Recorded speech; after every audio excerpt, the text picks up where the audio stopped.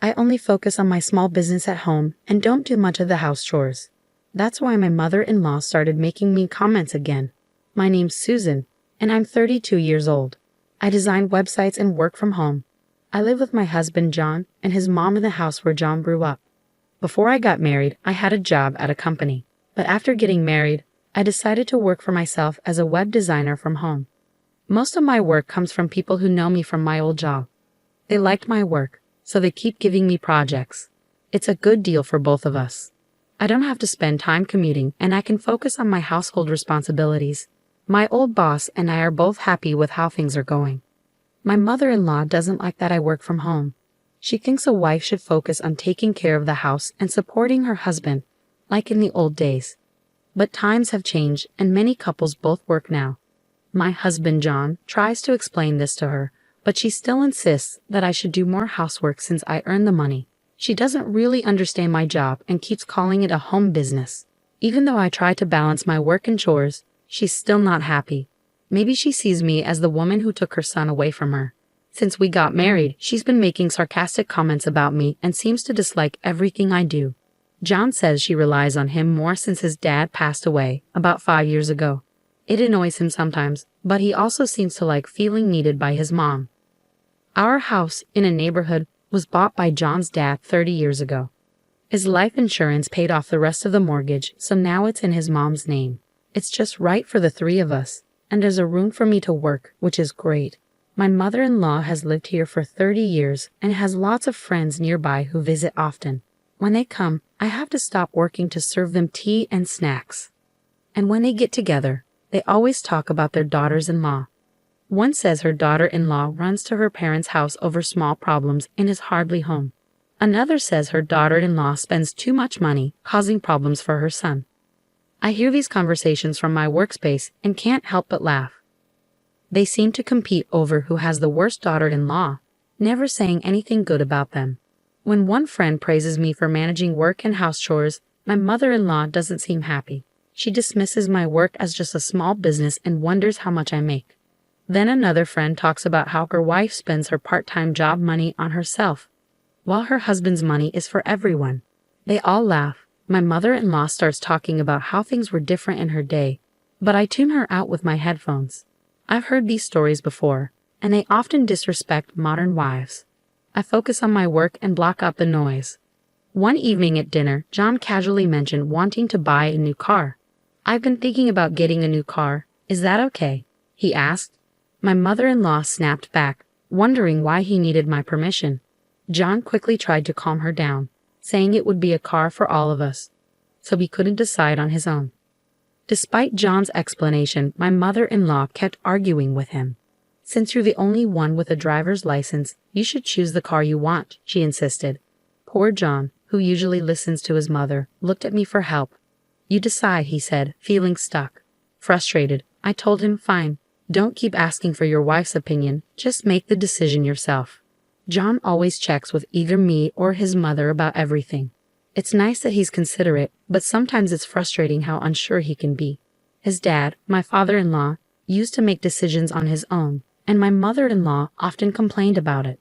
Growing up seeing this, John thinks it's wrong to be too assertive. But my mother-in-law, who had a controlling husband, believes that's how a husband should be. My mother-in-law's dissatisfaction with John always seeking approval falls on me. She blames me, saying, Susan is always nagging John. That's why he's like this. I was surprised and didn't know how to respond. John chimed in, blaming me too, saying, yeah, Susan is always complaining. That's why I can't decide on my own.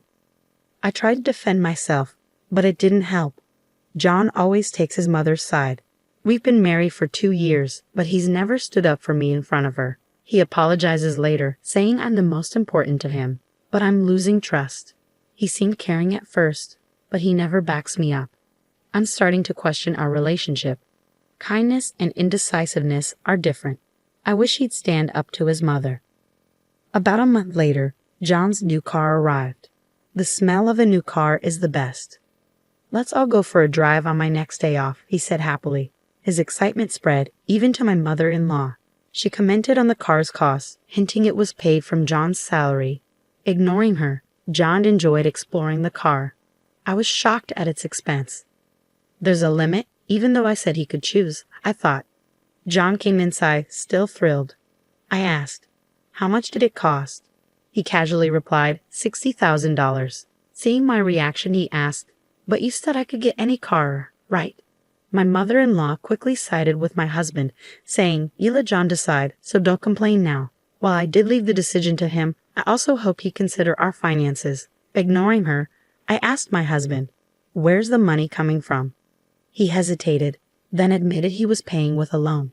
Instead of addressing this, my mother-in-law shouted, "Susan, don't complain, you're not the one paying."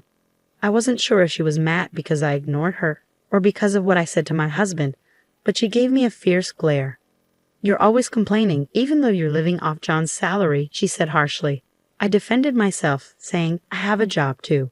But my mother-in-law dismissed it, saying I didn't earn much with my part-time job compared to John's $5,000 a month.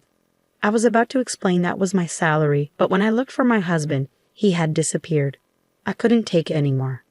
My mother-in-law even went as far as saying she wanted a daughter-in-law like me to leave soon. I had been patient, but I was done. Discussing my salary seemed ridiculous, and I didn't care anymore. Feeling frustrated with my mother-in-law's comments and my husband's attitude, I couldn't understand why he caused this argument in the first place. His usual indecisiveness had sparked it all over again. "Okay, I'll leave then," I said, heading to my home office. I grabbed my laptop and essentials and left the house, telling my mother-in-law I'd come back for the rest of my stuff later. She glared at me with a frightening expression, while my husband stayed in his room. As I left, my still angry mother-in-law shouted, "Make sure you've signed the divorce papers next time you come here." Did you hear me?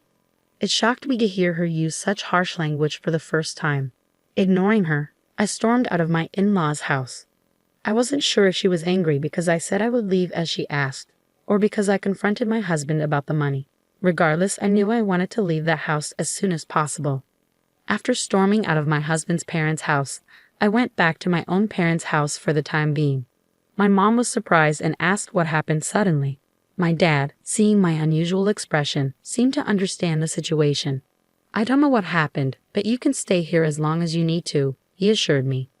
I didn't hear from my husband afterward. The man who used to cherish me before our marriage was nowhere to be found. I couldn't help but feel foolish for not seeing that he only listened to his mother. Talking to my parents about what happened at my husband's house helped calm me down. "You don't have children, so it's better to divorce sooner rather than later," my mom advised, and I agreed. On the weekend, my father helped me move my belongings out of my husband's house. My husband was nowhere to be found, and my mother-in-law stayed in her room. Standing outside my husband's room, I called out, "Thank you for everything. Could you sign the divorce papers?" I slid the papers under the door. I signed. "Is this okay?" came my husband's curt voice from behind the door, along with the signed papers. It saddened me that our marriage had come to this. Without saying anything to my mother-in-law, I left my husband's house. I had lived there for about 2 years, but there weren't many good memories. I headed straight to the city hall and submitted the divorce papers. I wanted to settle everything quickly if possible. After the divorce, I stayed at my parents' house and continued working there. I thought about renting a room and living alone, but my mom insisted I stay with them for safety reasons. My dad agreed, worried about John and his mom possibly causing trouble. Though I didn't think they would, I felt more comfortable being with my parents.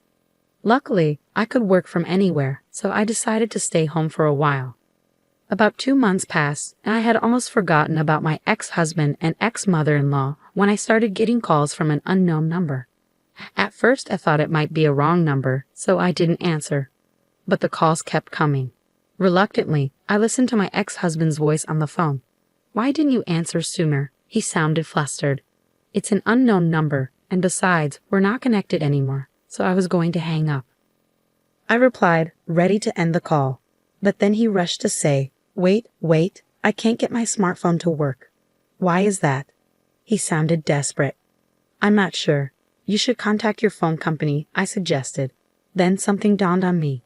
"Did you not deposit money into your bank account when we were married?" I used to deposit money from my salary for public utilities. His salary went into the same account, but it was usually a small amount. He sold health food products, but his income was low because of the commission system. Some people made good money with lots of orders, but he didn't do as well. He mostly received the basic salary, so only a few $100s went into the account. I had been depositing money into the payment account every month. But for the past 3 months, it was only his salary. The argument about the car and me leaving the house happened in the middle of the month. That meant the payment for the new car might have already started. My ex-husband fell silent on the other end of the phone. I've been managing everything with my own salary. From now on, you'll have to figure it out on your own, I informed him. I wanted to say Sergio, but I held back and hung up the phone. My ex-husband probably never told his mother how much he earned. She didn't realize that most of our expenses were covered by my salary since our marriage. John must have felt embarrassed to admit he earned less than his wife. I later learned that utilities like electricity and water are not easily shut off. The first thing to go is usually cell phone service. A few days later, on a quiet weekend morning, the doorbell at my house rang loudly. My dad answered and started arguing with someone at the front door. Seeing my usually calm father so angry, I knew something was wrong. My mom and I went to see what was happening. "We have nothing to do with you anymore, so leave," my dad said firmly. My heart raced when I heard my ex-mother-in-law's voice demanding to see me. Just as my dad had predicted, she had come all the way to our home. When she saw me, my ex-mother-in-law started yelling at me with a terrifying expression on her face. "Because you stopped depositing money into the account, the electricity and water got cut off." My parents and I were shocked. What did she mean by that? Just then, my ex-husband arrived, desperately trying to intervene. "Mom, stop it. This has nothing to do with Susan." But my ex-mother-in-law ignored John's attempts and kept yelling. "John makes $5,000. Why would the electricity and water get cut off? You're mistaken. I'm the one who makes $5,000. I corrected her, finally able to speak up about what I hadn't been able to before. My ex-mother-in-law looked surprised at my words, then turned to John. "That's right, it wasn't my salary, it was all Susan's," he admitted, looking defeated. "How can you earn so much with a part-time job?" My ex-mother-in-law looked at me as if I had tricked her. "I've told you before, it's not a part-time job, it's a real job," I replied firmly. My ex-mother-in-law's face paled. "How much does John make?" she asked, her voice barely audible. "About $500 net," he answered quietly. There was a moment of silence, then my ex-mother-in-law said something unbelievable. "Susan, can't you come back?" The whole Weavas thing was a joke, she pleaded, her tone low and submissive. It reminded me of someone trying to butter me up. "What are you talking about? I'm divorced. I have nothing to do with you two anymore." I declined firmly, but my ex-mother-in-law continued to plead with me in a familiar, overly familiar way. "You can just remarry John. If we start the paperwork now, it'll be fine," my dad intervened when I was too shocked to respond. "We're done with you. If you don't leave right now, we'll call the police," he warned, his voice firm. My ex-husband and ex-mother-in-law hurriedly left at the sound of my dad's intimidating tone. "If you show up again, I'm calling the cops right away," my father warned them as they left. "What a bunch of uncouth people," my mother remarked, astonished. My father seemed even more furious. "I'm glad you got out of that marriage, Susan." Later on, I heard updates about my ex-family from one of John's friends. John ended up selling his family home and land, moving into an apartment with his mother. He sold the new car too, using the proceeds to pay off remaining debts. However, instead of settling down, John wasted all his money on gambling. He vanished without a trace, leaving his mother behind, who developed dementia and had to be placed in a care facility. Meanwhile, I focused on my job and started living alone. Recently, I've begun dating a man I met through work. He's understanding about my divorce and is committed to his job. He's nothing like John, who relied on his wife's money for expensive purchases. Though we're not engaged yet, we both feel a strong connection and can see a future together.